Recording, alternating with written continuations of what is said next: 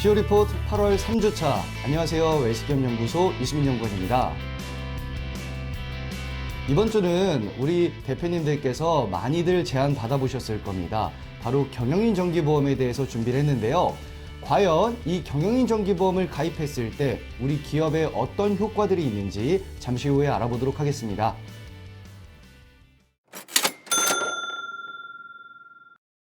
경영인 정기보험 아마 정말 많이 제안을 받아보셨을 겁니다. 법인세 절세 효과가 있고 이 절세 효과를 감안했을 때는 5년에서 6년 정도가 지났을 때 원금이 되고 10년 정도가 됐을 때는 웬만한 은행 적금보다도 높은 수익률을 받을 수 있다는 안내를 받아보셨을 텐데요. 이런 경영인 정기보험 과연 효과가 있을까요? 일단 경영인 정기보험의 절세 효과부터 확인을 한번 해보겠습니다. 물론 직접적인 절세라고 보기는 어려울 수 있습니다. 경영인 정기보험의 절세라는 것은 보험료를 납입하는 동안에는 비용 처리가 되고 중간에 해지를 하게 되면 해지 환급금만큼 법인의 수익이 발생이 되기 때문에 절세라는 표현보다는 과세 이연이라는 표현이 더 맞을 것 같습니다. 법인에서 가입한 경영인 정기보험이 비용 처리가 돼야 되는데요.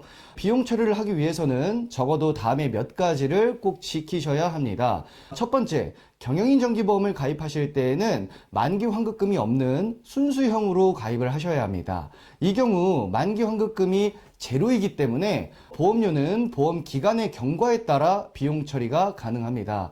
따라서 보험 기간과 납입 기간이 일치하는 전기납 상품을 선택하는 것이 비용 처리에서 훨씬 더 유리하다고 말씀드릴 수 있을 것 같습니다. 두 번째는 경영인 정기보험의 피보험자는 법인에서 실제로 근무를 하는 임원이어야 합니다. 나이가 어린 자녀가 피보험자로 지정이 되는 것이 아무래도 해지 환급률이 더 좋을 수밖에 없는데요. 이 경우 자녀가 실제 법인에서 임원으로 근무를 해야지 문제가 없을 것 같습니다. 왜냐하면 경영인 정기보험은 자녀의 사망에 대해서 보장을 해주는 보험이기 때문에 그것에 대한 보험료가 비용 처리가 되려면 당연히 자녀가 회사에서 근무를 해야 한다고 말씀을 드리면 될 것 같습니다. 업무용 자동차와 비슷한 개념이라고 생각을 하시면 될 것 같습니다. 세 번째는 보험의 가입 목적이나 가입 금액 그리고 납입하는 보험료가 사회 통념상 타당해야 합니다. 단순히 법인 자금을 적립하려는 목적이라면 그리고 법인에서 너무 과도하게 보험을 가입한다고 한다면 당연히 문제가 될 수가 있겠죠. 생각보다 많은 대표님들께서 단순히 보험설계사의 말만 듣고 경영인정기보험을 가입했다가 비용 처리로 인해서 결손이 날 수 있는 상황에 직면을 하기도 합니다. 비용 처리를 못하는 문제에 그런 상황에 직면을 하기도 하는데요. 그래서 경영인정기보험은 꼭 기업의 손익 등 여러 가지 내용을 검토하셔야 하고요. 반드시 전문가와 상의를 통해서 가입하시기를 권고드리겠습니다. 이에 대해서 조금 더 자세하게 알아보기 위해서 저희 웰스기업연구소 정우일 소장님을 모시고 바로 이 경영인 정기보험, 우리 기업에 어떤 효과들이 있는지 더욱더 자세하게 알아보도록 하겠습니다. 안녕하세요. 웰스기업연구소 정우일 소장입니다. 자, 경영인 정기보험 다 누구나 제안을 받으셨고 앞선 우리 MC님의 얘기를 통해서 이건 꼭 지켜야겠구나, 이런 비용 처리가 되겠구나라는 것도 다 아실 겁니다. 근데 저는 비용 처리가 되고 안 되고 이런 여부를 떠나서 경영인 정기보험의 주요한 속성 한 가지를 여러분들에게 말씀드리고자 합니다. 경영인 정기보험은 명확하게 절세라고 부르기 좀 어렵습니다. 제가 절세라고 부르기 어려운 이유는 제가 생각하는 절세는 법인의 이익률을 해치지 않으면서 납입하는 세금을 줄이는 걸 전 절세라고 생각을 합니다. 그래서 제가 생각하는 절세는 법인에서 세액공제나 세액감면을 충분히 받는 거로 전 생각을 하고요. 그럼 경영인 정기보험은 과세 표준을 줄이기 때문에 경영인 정기보험을 많이 가입하면 많이 가입할수록 기업의 이익률이 감소하는 이런 속성을 갖고 있죠. 그러다 보니 경영인 정기보험은 솔직히 절세라는 표현을 쓰긴 좀 어렵습니다. 그 두 번째는 경영인 정기보험 같은 경우가 이런 속성을 갖고 있어요. 납입하는 동안에는 보험료가 비용 처리가 됩니다. 그래서 만기까지 가져가면 그냥 끝이죠. 근데 중간에 해지를 하게 되면 예를 들어서 자동차 보험 같은 경우도 다 소멸형이잖아요. 자동차 보험도 그냥 1년짜리 그냥 소멸형 상품이잖아요. 다 만기까지 갖고 가면 1년 동안 유지하게 되면 남는 게 없지 않습니까? 그런데 자동차 보험을 중간에 해지하게 되면 해지환급금이 발생을 하게 되는 그런 거 다 아시죠? 그럼 이거하고 똑같습니다. 그래서 경영인 정기보험도 만기가 가기 전에 중간에 해지를 하게 되면 해지환급금이 발생을 하는데 이 해지환급금 같은 경우는 사실은 수익으로 인식하게 되는 거죠. 그럼 수익으로 인식하게 되니까 그때는 당연히 뭘 내셔야겠죠? 네, 법인세를 내셔야겠죠.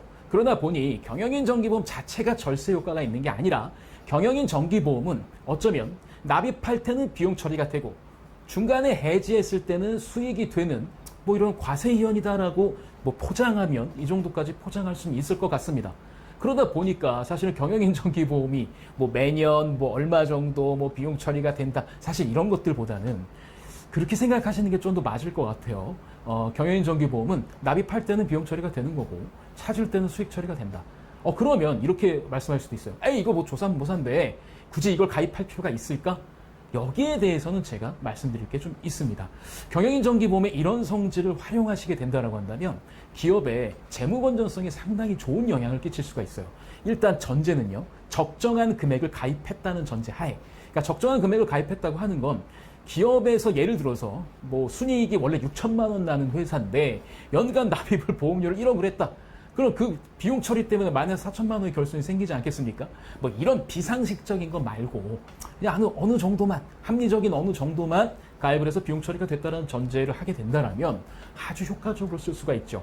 사실 경영을 하게 되면 뭐 요번에 우크라이나 전쟁으로 인한 또 위기, 그 다음에 코로나 팬데믹으로 또 위기, 이런 것들이 다 예측이 불가능한, 그러니까 내 힘과 상관없이 외부 환경에 의해서 영향을 미칠 수도 있습니다. 근데 그런 영향을 미쳤을 때, 그래서 기업의 손익이 악화됐을 때 사실은 제일 우려스러운 게 이거죠.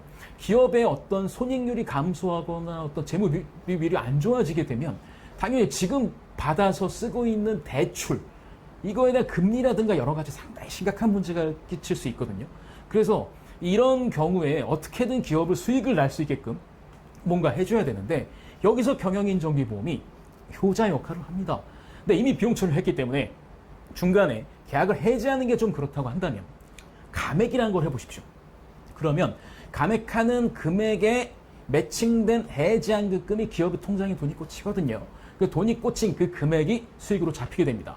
그 수익으로 잡히게 되면 자, 그냥 일반적으로 보험 뭐 그런 거 생각하지 말고, 비용 처리 생각하지 말고 뭐 저축보험이라든가 아니면 뭐 은행의 적금이라든가 이런 걸 해지하게 되면 실제로 그냥 자산에 뭐 일부 변동만 있을 뿐, 예를 들어서 뭐 단기 투자 자산인데 뭐 현금이 되거나 아니 뭐 이런 것만 변동이 있을 뿐 거기서 나오는 수익은 정말 미비하거든요.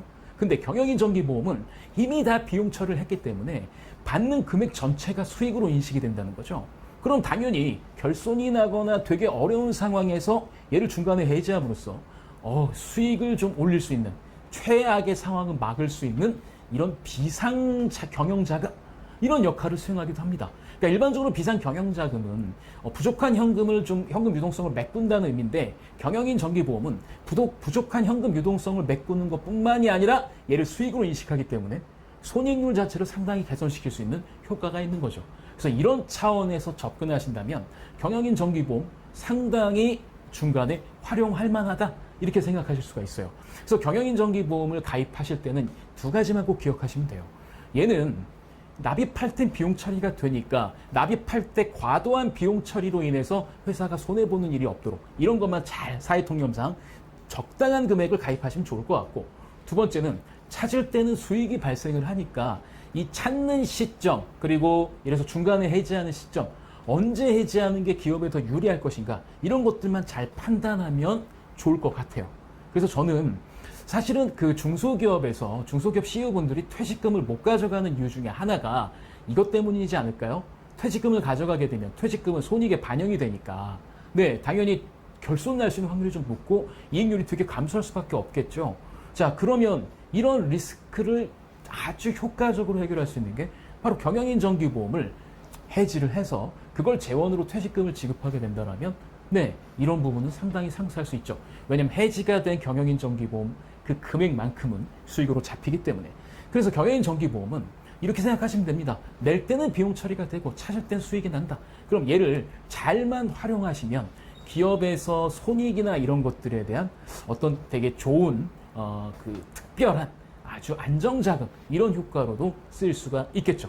그래서 저는 경영인 정기보험을 가입하실 때는 개별 기업마다 유불리가 다르기 때문에 꼭 가입하는 게 좋다라고 말씀드리긴 어렵고 어느 정도 손익의 여유가 있고 그런 기업들 그리고 좀 미래에 대해서 뭐 적립자금이라든가 이런 것들을 좀 가져갈 필요가 있는 기업들 그 다음에 경영인 정기보험 가입 목적에 가장 우선이 돼야 될 건 네, 임원들이 별도의 뭐 산재라든가 이런 거를 보장받지 못한 임원들이 갑자기 유고를 하게 됐을 때 거기에 대한 보상, 약 복리후생적인 이런 성격으로 가장 먼저 우선적인 플랜을 잡으시고 그 외에 중간에 활용할 수 있는 여러 가지 것들을 챙겼으면 좋겠다라는 게 제 개인적인 의견입니다. 꼭 전문가와 상의하시고 가입하시길 바라겠습니다.